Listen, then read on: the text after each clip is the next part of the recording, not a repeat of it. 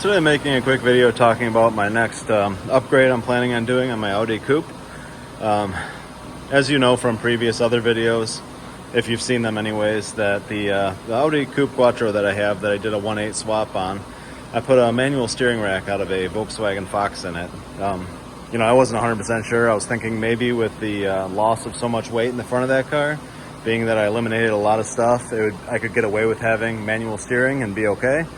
But that's not the case. It's too much effort. It doesn't feel good.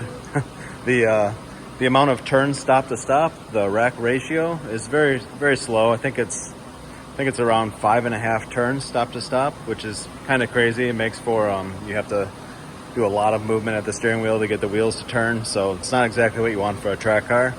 So what I'm going to do here is install a power steering assist unit from a Prius.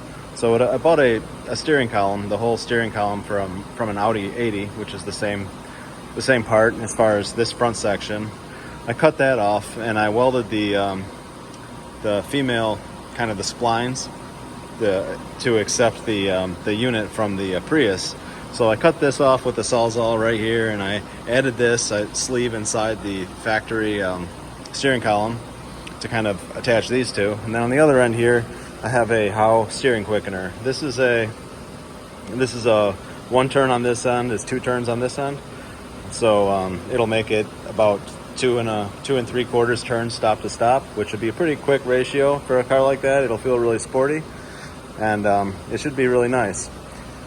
This bracket I'm not going to end up using. This is kind of for just mocking things up.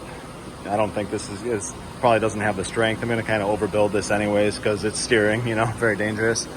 And I had to make these couplers, so I kind of wanted to make a bracket that would hold this in a fixed position, so when I made this coupler I could check to make sure it was spinning true and there was no weird load on it or anything like that, because ideally I would actually put a U-joint here, but I just don't have the room, so it has to be very close at this one just to fit the length to mount in the factory location up here at the steering wheel. But down here I have a U-joint that I welded the correct splines on for the Fox rack. So that should attach, and this is the right length, and it is telescopic. I can slide this out if I need a little bit more length out of it.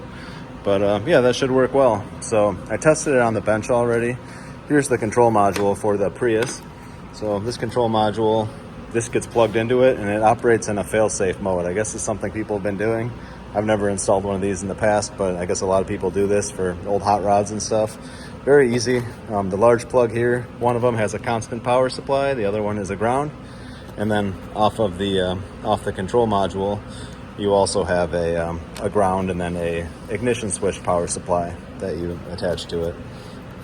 There's another plug too that gets a ground and then a ignition switch power supply that goes in the other connector here that I have over there still. I'm sorry, connects to this.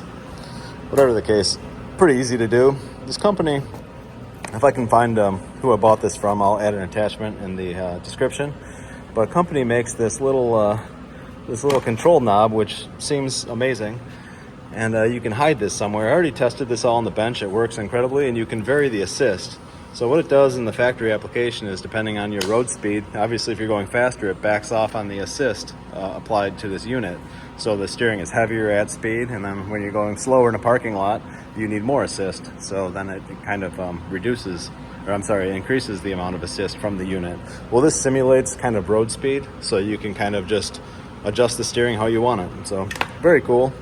Like I said, I tested it all on the bench. It's just a couple powers and ground wires. It's not very difficult, and seems like it's going to work great. So as I start installing this, I'll make some videos about it.